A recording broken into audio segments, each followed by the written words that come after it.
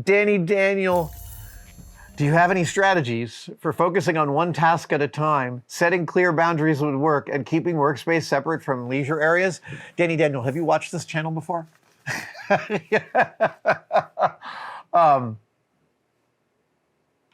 we workspace separate from leisure areas. Yes, to a certain extent. But right now, you're asking me this question, and right now my cave is a real shit fight. It is like there's just stuff everywhere, and I haven't been sorting it enough. Part of that is because I've been traveling a crazy ton this year, and I've only not been traveling for the past week and a half, and I got another week of being here, and then I'm gone again. So I've been sort of hunkering down at the bench and starting to knock things off my list, things that I've had for a while. Like I said, I want to finish the Infinity Gauntlet. While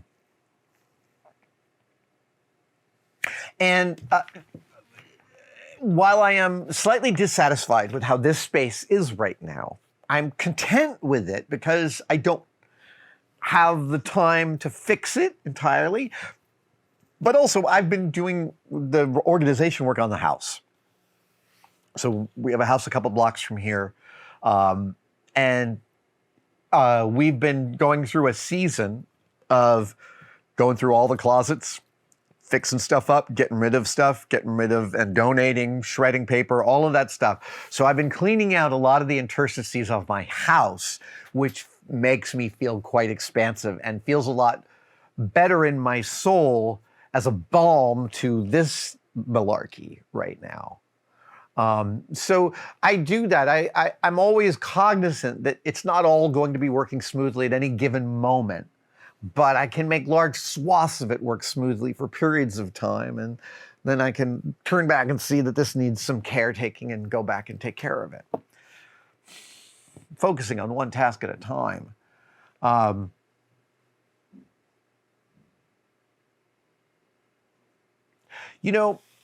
Focusing on one task at a time, let's just boil down to that one, because at that very most basic statement, what's difficult for me personally about focusing on one task at a time is I could hit a snag, like I break a tap in something, and now I got to spend an hour rebuilding it, and maybe I'm just going to go home. That's me not focusing on one task at a time. That's me hitting a barrier and just bailing, which is its own. Listen, at 4:30, if I cut the shit out of my finger, at 4:30, if I cut myself, I'm probably going to go home. That's just the universe being like, hey, it's time for you to wrap it up. But one task at a time, when I am paying attention and the workbench and I are getting along and I want to switch tracks to something, I can often, again, this is when I'm in the right space, bring myself back to the thing and being like, finish this, then move on. And the finishing of the thing, which I'm bored by, never takes as long as I think it's going to take. It always happens faster than I think it's going to take.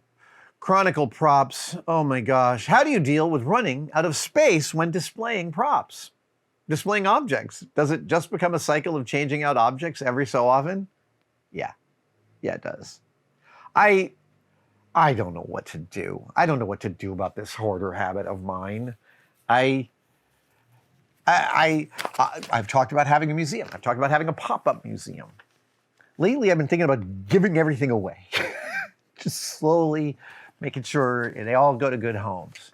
So my office at home, you've seen, the regular watchers of the channel have seen my office at home. I've done a couple of videos in it. And it is not quite as busy as this. When we first moved into our house, my wife was like, hey, when you put your office together, could you not make it a hole? And I was like, yeah, I feel you. And my office at home gets crowded. I brought home some stuff yesterday and threw it on my desk to look at last night. And I just went through the exercise a couple of days ago of this last weekend of emptying out a bunch of crap out of the office and rejiggering it. And in all the spaces in my life, there is an oscillation of ignoring the space, enjoying it, and then things getting a little out of hand and beating it back. So yeah, it is a constant cycle of changing out things every so often. H Burger. I'm not going to have a great answer to your question, but it's worth really talking about. H Burger says, I'm a writer-director and have been in LA for nearly 10 years. I've worked on various productions as a PA, cam op. I've even owned my own small production company. And now I'm trying to self-finance and produce my first feature film.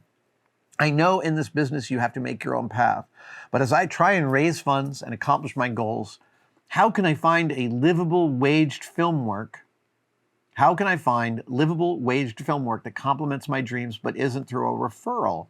Most days it feels bleak in this field, but I know that filmmaking is what I am meant to be doing. H Burger. This is so hard because the film industry is, if anything, getting harder and harder to work in, especially in the United States.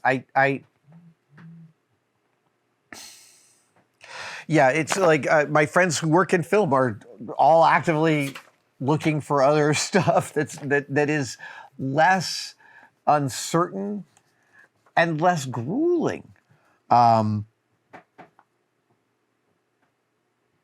H Burger, I hope you are able to achieve this. I will say this. I'm deeply sad about the public reception of The Mandalorian. It's a better movie than it is getting dragged out to be. It's a way better movie. I think in a few years, it's going to be a loved classic. And it deserves more legs than it has. That being said, I'm very excited about the success of both Obsession and Backrooms this last couple of weeks. They are very exciting. And this happens in the film industry every couple of decades. Is you get this rise up from the bottom and astonishing things happen. I feel like this whole cycle of independent film like that begins with John Cassavetes in the 60s. It continues with Cassavetes, and then Cassavetes begets this whole spade of Scorsese and these other guys. And then you end up with Slackers, Hackers, and Spike and Mike. You get Hackers, you get Clerks, right? And I think this is the next rise of independent filmmaking coming from a really unexpected source. And that's nothing but good for the industry, which right now is hamstrung and doesn't want to make any movies for less than $80-70 million because you've got to be dragging in just volumes and volumes of dough. And it's like, all these, the fate of the universe hangs in the balance with every adventure film. So the idea of two much smaller films, smaller visions, beautifully realized, expertly calibrated for the audience, that gets really exciting. The film industry needs a rejiggering, and I hope this is one of them. H. Burger, good luck to you, really. Thank you for watching. I wanted to talk to you about Tested membership. The Tested members are a key community that we find really, really remarkable. That's very separate from Tested and from YouTube. The Tested members, they buy each other memberships during our live streams. So if you're wondering whether to become a member, watch one of our live streams and someone may just give you one. It is hard to overestimate how much the Tested members actually make possible on this channel. They give us a lot of wiggle room. They give us a huge amount of feedback.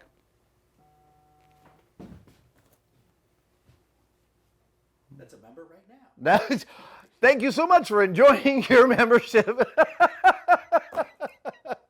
Description for everything you need to know. And for all the members out there, thank you, thank you, thank you.